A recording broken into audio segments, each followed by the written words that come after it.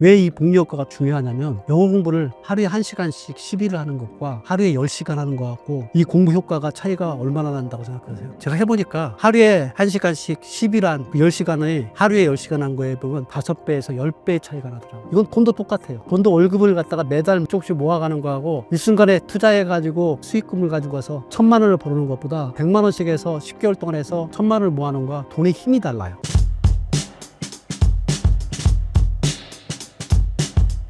노후 준비를 위해 필요한 돈은 어느 정도인가요? 노후 준비에 얼마 필요하냐? 아마 각자 다 기준이 다 다를 거라고 저는 생각을 해요. 근데 퇴직했으니까 월급쟁이 기준으로 놓고만 보면 얘기를 해드릴게요. 월급쟁이가 퇴직 이후에 노후 준비가 어느 정도 됐다. 이 정도는 저는 이렇게 봐요.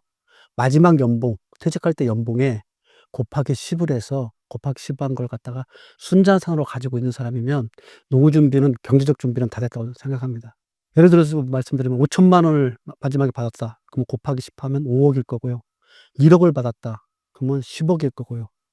2억을 받았다. 그러면 20억 정도 있으면 노후의 경제적인 문제점이 발생되지는 않을 거라고 생각합니다. 왜냐하면 5천만 원 분들이 5억 받은 분들은 어떻게 살 수 있어? 그렇게 의문을 제기할 텐데 아니에요. 5천만 원 받았던 분이 5억을 가지고 있으면 5천만 원을 가지고서 생활해 왔던 그동안에 생활의 근력들이 있기 때문에 그 5억만 가지고도 그 이후의 삶을 살아가는데 문제점이 없습니다. 그러니까 몸 안에 경제적인 생활의 근력들이 쌓여 있는 상태를 갖다가 받쳐줄 수 있는 표저점을 갖다가 가지고만 있으면 경제 준비는 저는 됐다고 생각을 합니다. 그 이후에 이제 다른 것들을 준비해야 되죠. 그래서 이런 경제 준비를 관점을 놓고 보면 마지막 연봉에 월급장에 놓고 이거는 이제 또 영업하시는 분이나 사업하시는 분하고 전혀 다른 프리랜서라는 거 다른 부분이고요.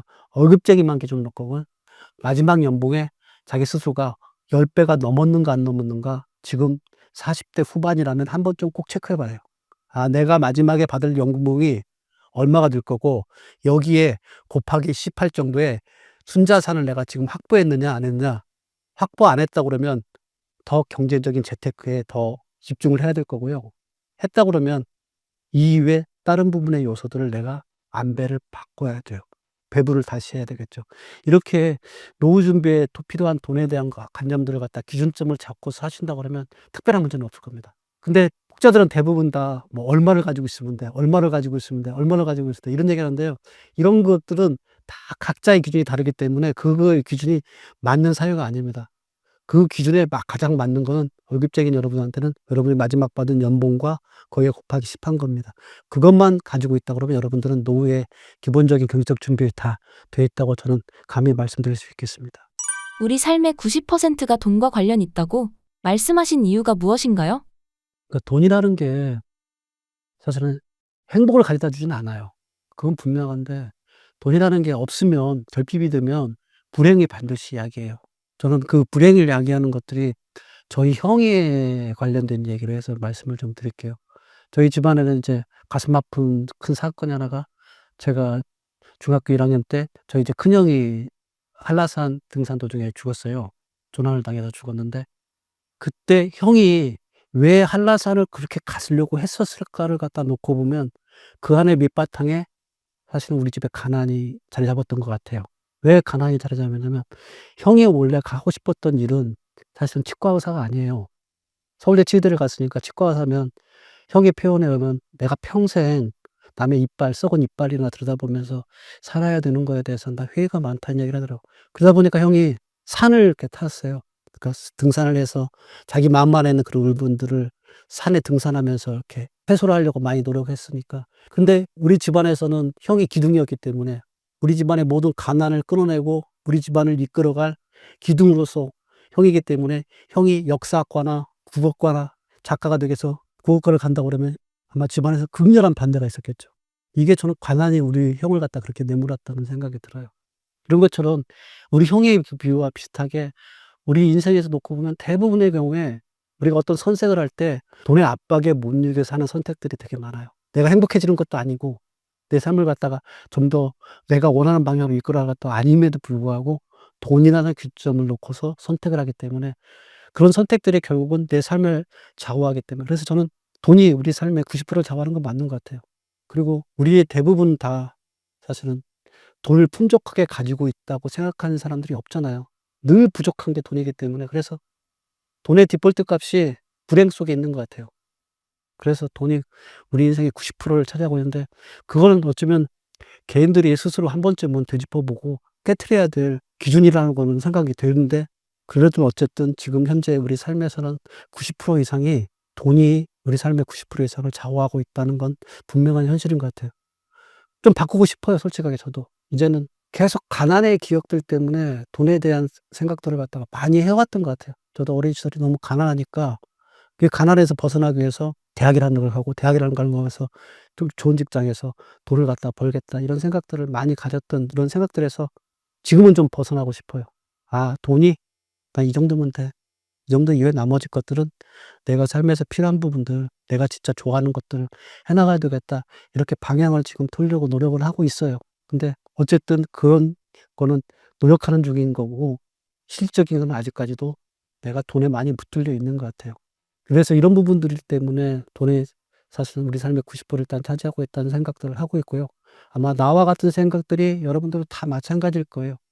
그래서 한 번쯤은 돈이 삶의 90%를 차지하고 있다는 이 말을 스스로 되새기면서 '그래야 되는가 아닌가.'에 대한 것들을 한번 스스로 되묻고 그렇게 되지 않도록 어떻게 이 부분을 갖다가 벗어날 것인가에 대한 생각들을 한번 가졌으면 좋겠습니다.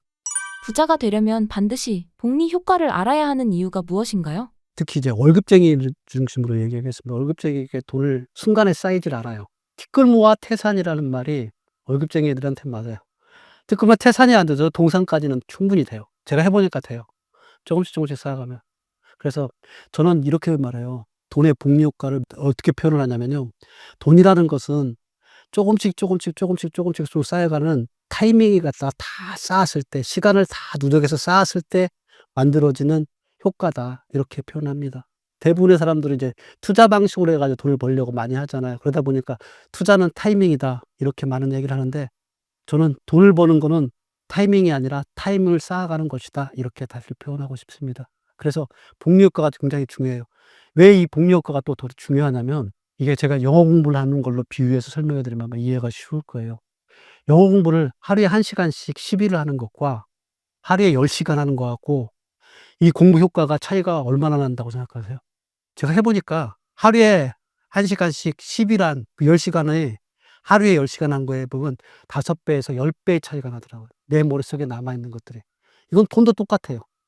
돈도 월급을 갖다가 매달, 매달 조금씩, 조금씩, 조금씩 모아가는 거하고 일순간에 투자해 가지고 수익금을 가지고 와서 1,000,000 원을 벌어오는 것보다 1,000,000 원씩 해서 10 개월 동안 해서 1,000,000 원을 모아 놓은 거와 돈의 힘이 달라요.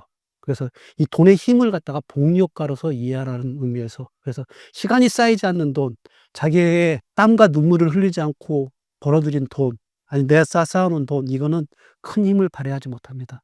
이게 시간의 복리 효과, 공부의 복리 효과라는 표현으로 한 겁니다. 그래서 여러분들 요즘은 워낙 투자에 대한 얘기들이 많고 그리고 돈을 갖다 쉽게 찾아갈 수 있는 부의 추월차선이 많이 있다는 설명들을 너무 많이 듣기 때문에 돈의 부월차선이 있을 거고 생각하는데 제가 이렇게 해 보니까 저 직장 생활 25년 이제 30년 퇴직 생활까지 하면 30년 생활하고 해 보니까 돈이 쌓여가는 과정은 절대로 추월차선으로 못 가더라고요. 서행차선을 가셔야 돼요. 그 서행차선으로 차근차근 시간의 누적된 복리 효과를 쌓아가는 걸 통해서 만들어 가야 된다. 얘기를 해 드리고 싶습니다. 부자 공부는 순서가 중요하다는 말에 의미는 무엇인가요? 그러니까 돈이라는 게 우리한테 들어오는 데 5 가지 통로를 거쳐 가지고 들어오더라고요. 그러니까 첫 번째 통로는 돈이 들어오는 소득, 그다음에 두 번째 통로는 돈을 쓰는 돈이 나가는 지출, 세 번째 통로는 돈을 쌓아가는 저축, 네 번째 통로는 남의 돈을 갖다 빌려오는 대출, 그리고 다섯 번째 통로는 돈으로 돈을 불리는 투자의 통로.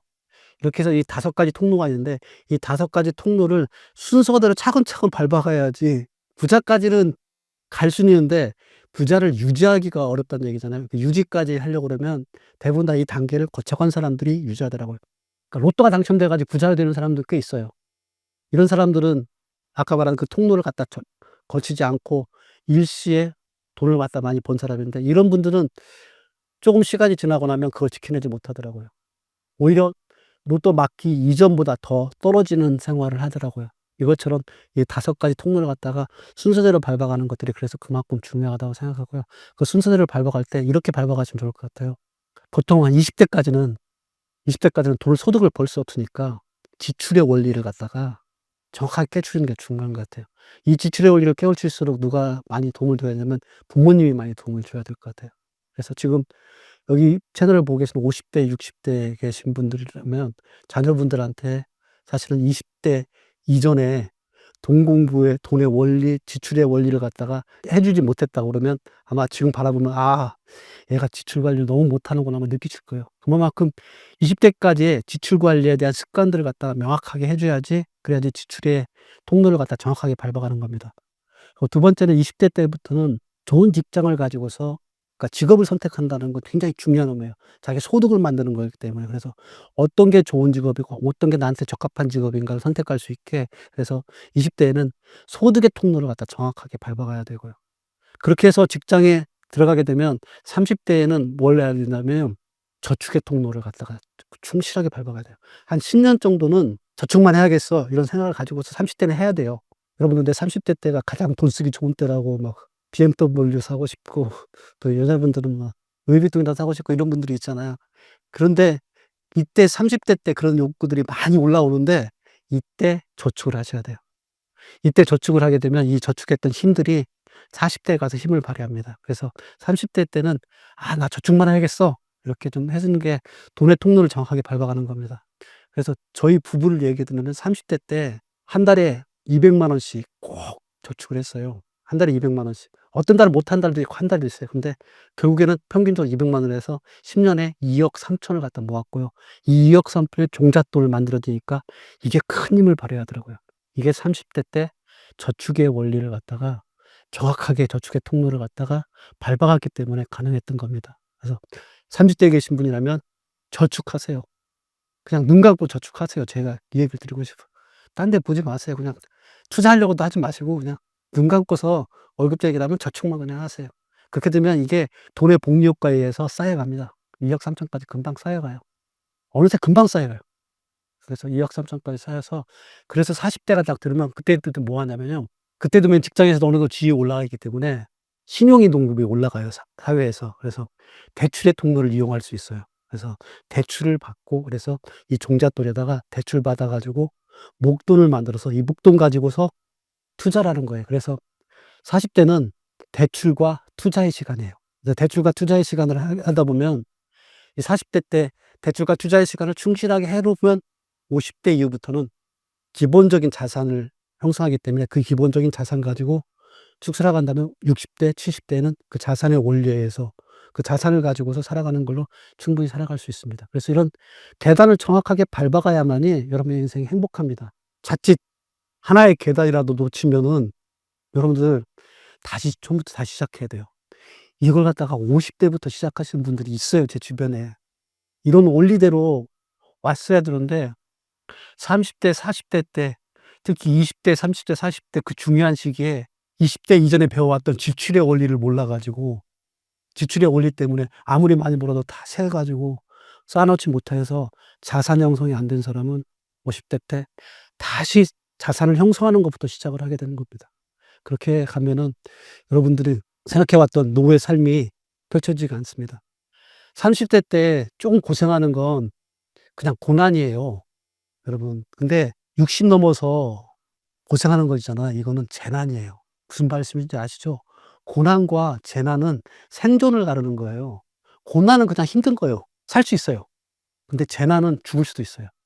그래서 20대, 30대, 40대 때 지금 말씀드렸던 경제적인 토대의 부분들을 차근히 밟아가세요. 아까 말씀드렸잖아요. 돈이 행복을 가져다 주진 않지만 돈이 여러분들 불행으로 이끌어가는 건 돈이 하고 있습니다. 그래서 돈의 기본적인 토대인 경제적 토대는 반드시 50 정도까지 마련할 수 있게 지금의 말했던 돈의 계단을 통로를 갖다가 정확하게 밟아 가시기를 바라겠습니다. 노후 준비를 위해 추천하시는 자산 관리 방법은 무엇인가요? 솔직하게 말씀드리겠습니다. 여기서는 더 이상 뭐 여러분들 유란 얘기하지 않고 솔직하게 말씀드릴게요.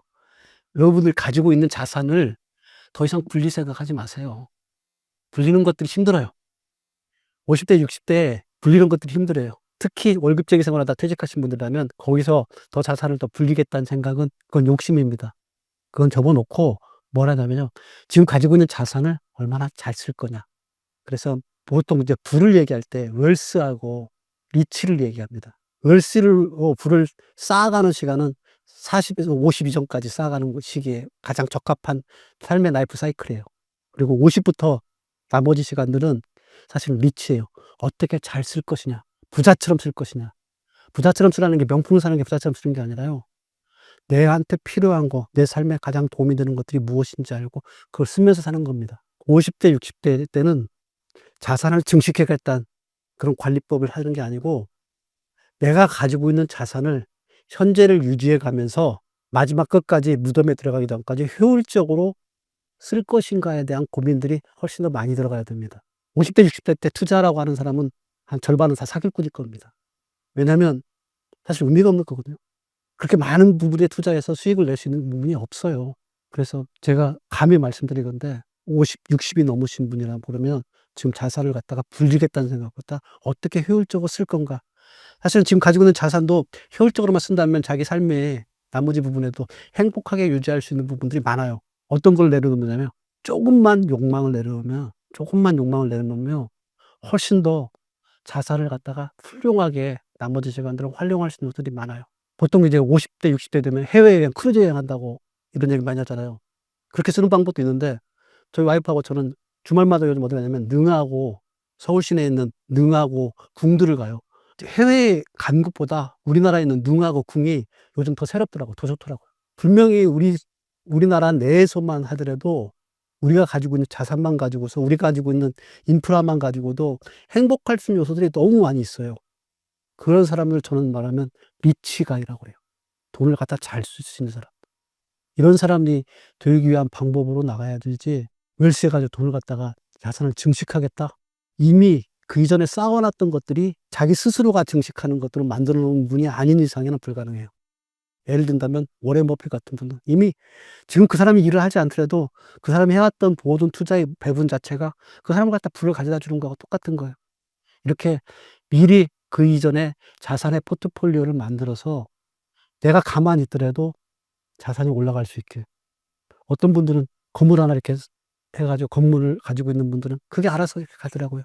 그러니까 그렇게 해서 하는 거 이외에 새로운 일을 해서 새로운 투자를 해서 새로운 걸로 해서 자산을 증식하겠다는 생각은 안 했으면 좋겠습니다. 너무 위험 요소가 많아서.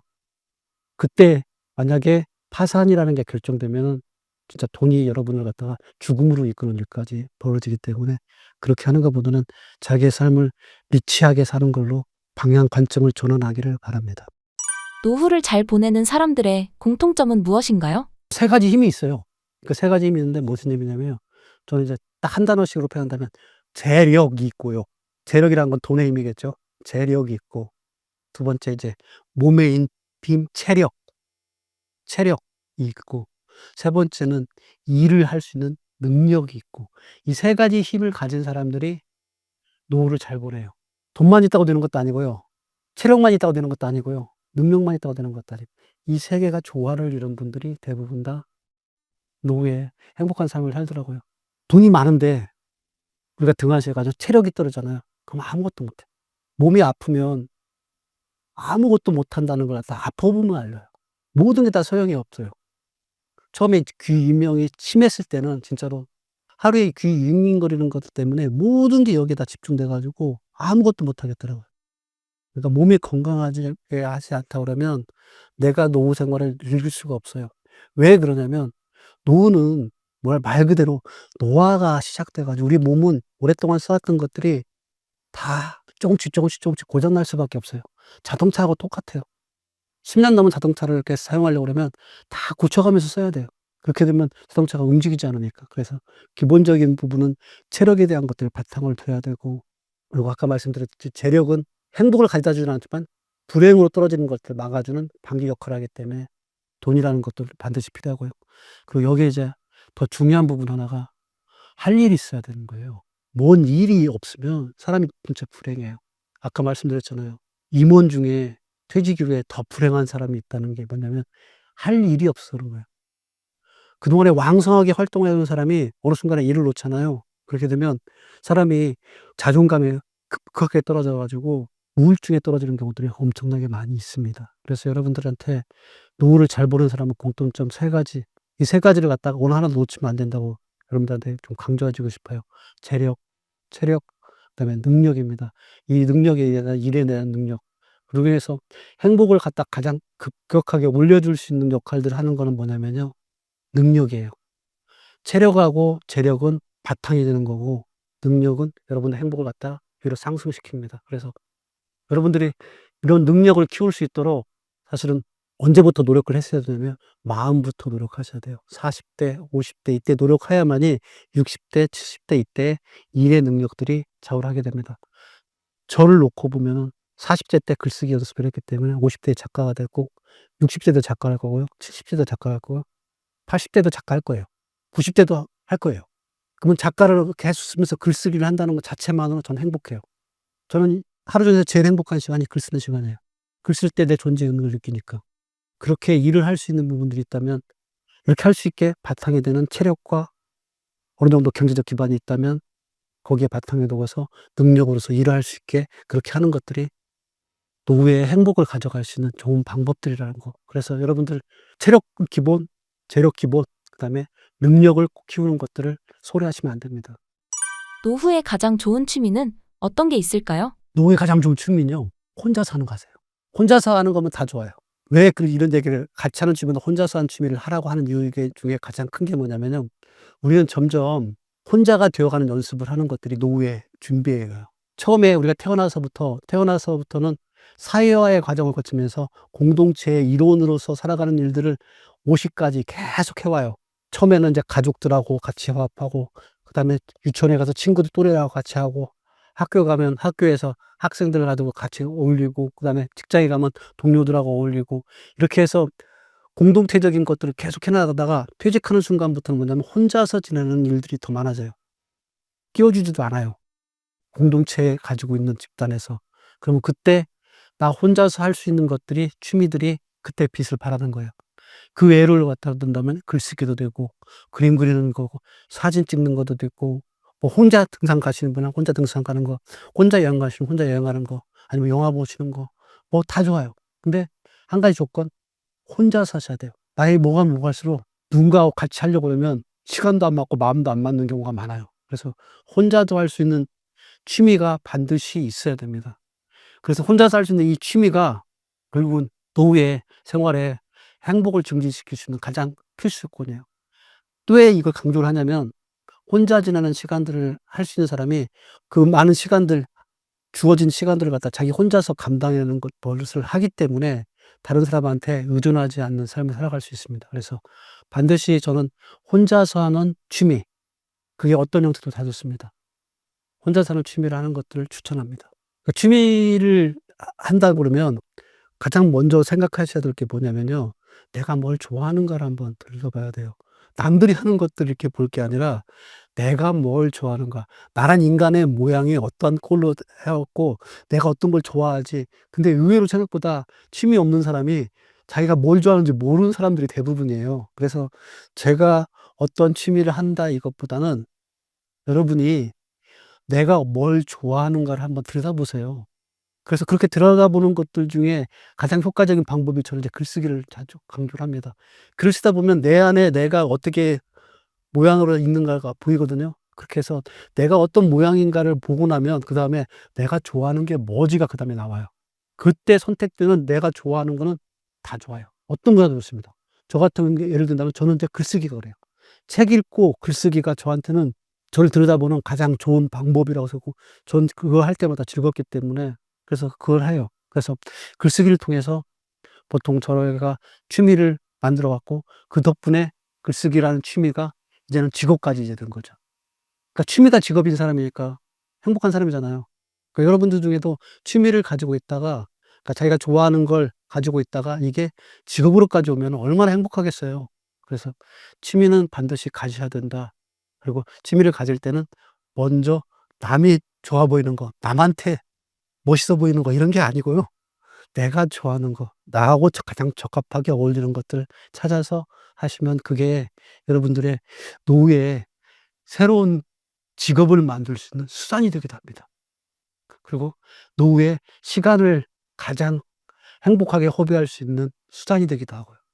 그렇기 때문에 취미라는 건 반드시 필요하다 얘기를 다시 한 번 더 강조해 드리고 싶습니다.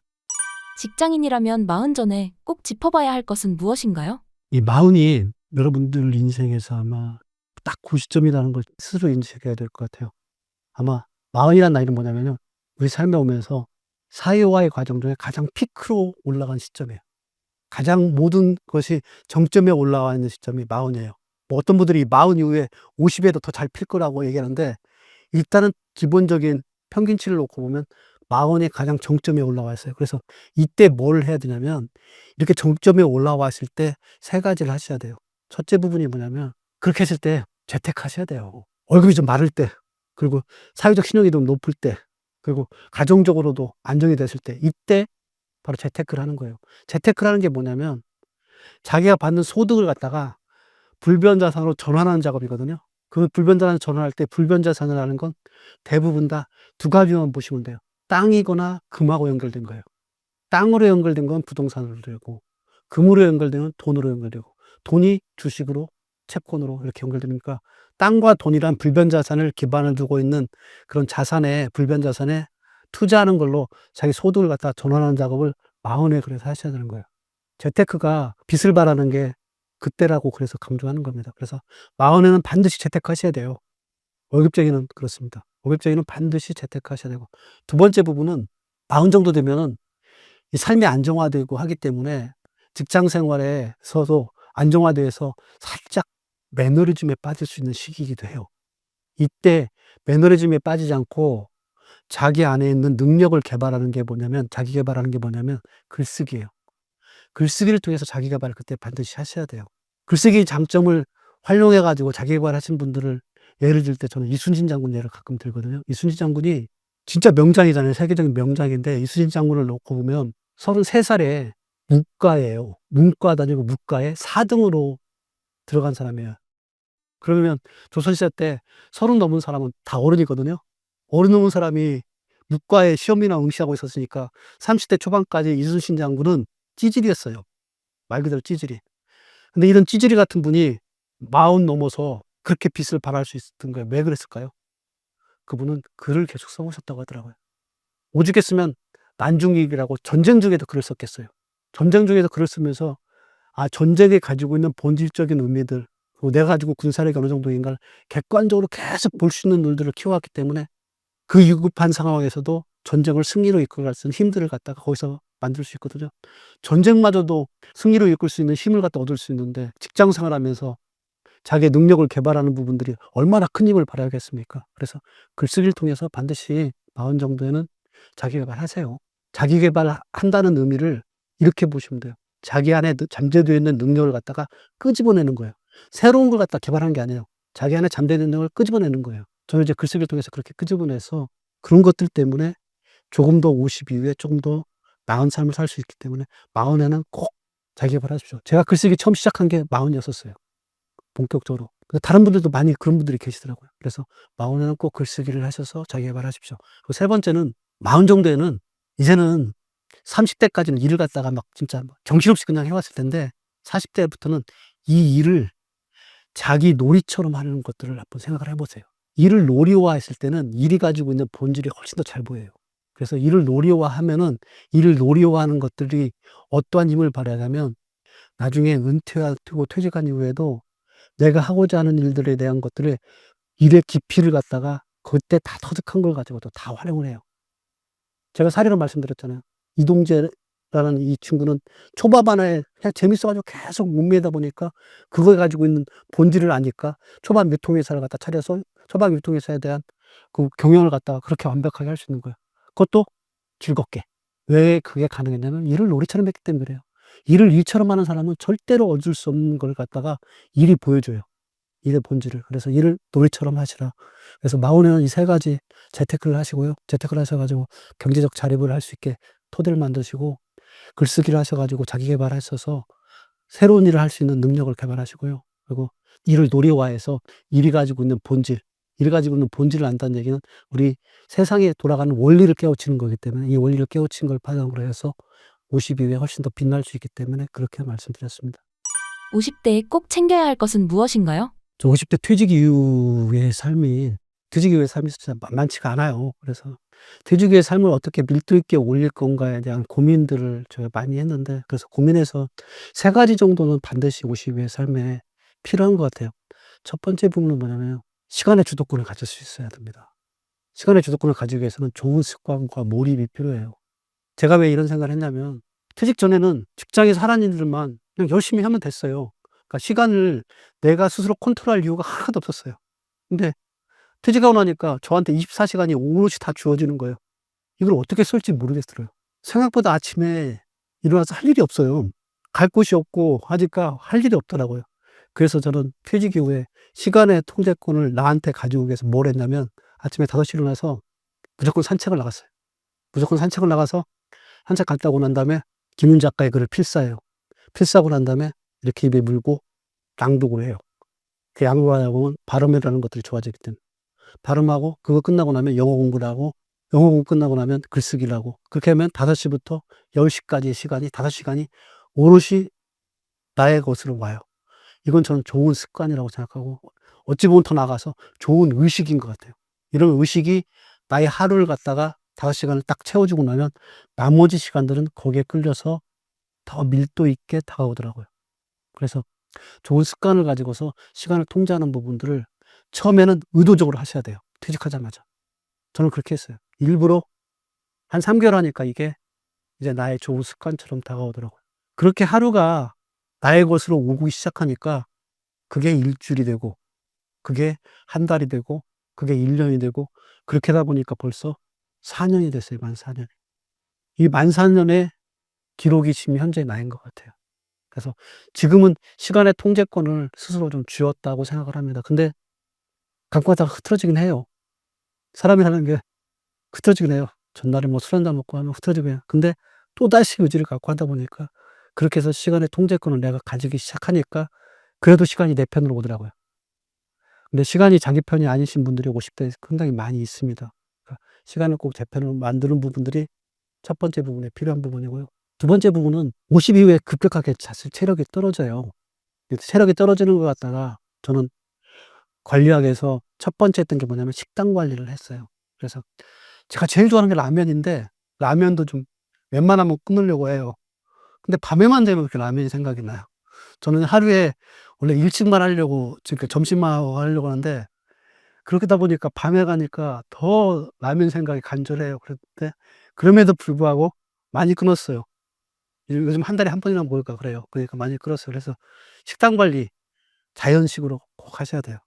50 넘어서는 자연식으로 하셔야 돼요. 그래야지 이 몸의 밸런스를 맞춰주는 부분들이 좋아요. 여기서 뭐 채널에서 이런 얘기 하는데 변이 좋아져요. 이 변이 좋아진다는 얘기는 건강해진다는 얘기예요. 식단 관리를 그래서 중요해요. 변이 좋아져요. 그리고 그다음에 두 번째 부분은 운동이에요.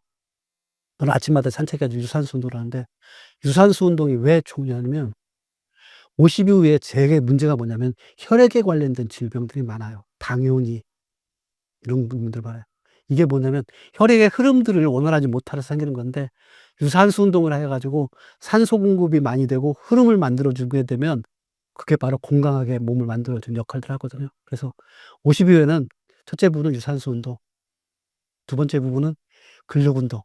근력 운동도 이거 들려고 하지 마시고요. 저희 스쿼트하고 다리를 들고서 뛰는 게 있어요. 집에서도 뛸 수 있어요. 소프트 워킹이라고 그러더라고요. 러닝이라고.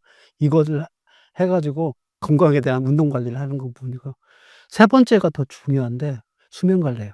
의외로 50대 이후에 잠을 못 자시는 분들 많아요. 불면증이 되게 많아요.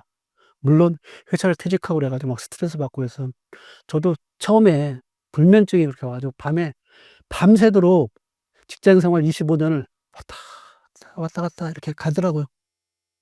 그래서 이걸 갖다 끊어내기 위해서 뭘 했냐면 낮에 활동성을 높였어요. 그러니까 낮에 습관을 관리하면 밤에 불면증을 관리가 돼서 숙면하게 되더라고요. 그래서 이 숙면까지 관리하게 되면 결국은 건강한 체력을 증진할 수 있으니까 이 3가지 부분들은 반드시 하셔야 됩니다. 먼저 식단 관리, 운동 관리, 수면 관리. 이 세 가지라서 체력을 관리해야지, 그래야지 50대 이후에는 사람이 멋있어져요. 사람이 젊었을 때는 그냥 멋있는 젊음 자체만으로 멋있는데 50 넘어서는 좀 꾸며야 돼요. 꾸미려고 그러면 체력이 기본 바탕 안 되면 절대로 안 돼요. 배 볼록 나오고 허벅지 얇아지고 그렇게 해서는 무엇이 나오지가 않거든요. 이게 어디서 드러나냐면 얼굴빛에서 드러나요. 얼굴빛이 환한 사람 있잖아요. 나이 들어 가지고 진짜 환한 사람 손 들고 면 이런 사람이 멋있잖아요. 이런 사람이 스니커즈 같은 그 신발에다가 짧은 바지 입고 위에다 니트 같은 거 입고 이러면 얼마나 멋있어요. 이렇게 멋을 내려고 그러면 기본적으로 건강해야 돼요. 그래서 건강할 수 있게 체력을 관리하는 부분들이 50대 이후에는 두 번째 중요한 부분이고요. 세 번째, 이게 저는 제일 어렵더라고요. 인간관계 관리. 50 대부터는 인간관계 관리가 너무 어렵더라고요. 특히 직장 생활할 때는 그 많던 인원들이 퇴직하자마자 한 99%가 다 사라지고 나니까 나 혼자서 이렇게 견뎌가는 것들이 그렇게 어렵더라고요.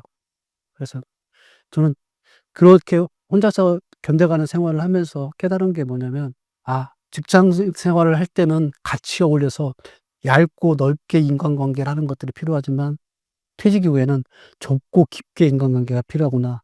그러니까 좁고 깊은 인간관계를 할 수 있는 가족하고의 친밀도를 높여야 되겠구나. 친구하고 친밀도를 높여야 되겠구나. 이렇게 인간관계에 대한 툴들을 바꾸기 시작했어요. 그러다 보니까 훨씬 더 인간관계에 자립권이, 그러니까 주도성이 내 안에 스르기 시작하더라고요. 그전까지는 예전에 다 인연이 끊어졌다고 그들을 생각하고 있는 그 후배들한테, 현역에 있는 후배들한테 전화해 가지고 "야 뭐 보자." 그러면 회의 있어요. 출장 가요." 이러면 이제 막 '얘가 내가 퇴직했다고 안 보는가 보다.' 하면서 인간관계에 상처를 받고 막 그랬거든요. 근데 그런 것들 다 필요 없구나. 내가 깊고 좁게 가야 될 거는 가족과 친구들이다. 이 사람들하고 더 친밀도를 높여가는 데로 인간관계를 바꿔야 되겠구나. 그렇게 인간관계를 바꿔가려고 그러면 가장 기본이 되는 건 나 혼자 고독할 수 있는 힘들을 가지고 있어야지 가능하겠구나 하는 부분들을 깨달았습니다. 그래서 50 이후에는 세 가지 부분들을 반드시 가져야 될 것 같아요. 시간을 관리할 수 있는, 시간에 대한 통제력을 가져야 되고, 두 번째 부분은 체력을 관리할 수 있는 부분을 해야 되고, 세 번째 부분은 인간관계에 대한 부분들을 관리할 수 있어야지 50 이후에 삶이 조금은 행복한 삶이 될 거라는 생각을 합니다. 마지막으로 신사임당 구독자분들께 한 말씀 부탁드립니다. 제가 퇴직 이후에 지금 5 년을 이렇게 살아오면서 직장 생활과 퇴직 이후의 생활들, 이런 부분들이 어떠한 차이가 있는가에, 이 차이에 대해서 한마디를 나한테 하라고 그러면 저 이렇게 말을 하고 싶어요. "혼자 되는 법을 배우는 시간이었다." 어차피 퇴직과 은퇴에 가장 필요한 거는 나 혼자서 어떻게 살아갈 건가에 대한 것들을 준비하는 시간이라고 생각하시면 됩니다. 그래서 여러분들, 퇴직이나 은퇴를 준비하고 계신다면 먼저 자기 자신을 똑바로 한번 바라보세요. 똑바로 한번 바라보고 '나 혼자 어떻게 될 것인가.'를 생각하세요. 그래서 혼자 되는 것들이 완벽하게 밀도 있게 내 안에 꽉 짜여지면, 그렇게 살아간 사람들을 어떤 사람이라고 하냐면 반딧불 같은 사람이라고 합니다. 그러니까 반딧불처럼 자기 안으로 스스로 빛을 발광하는 사람, 이런 사람으로 살아가고 싶다고 그러면 자기 혼자 되는 법을 배우시고 혼자 안에 깊게 깊게 파고들어서 다이아몬드처럼 단단해지시길 바라겠습니다.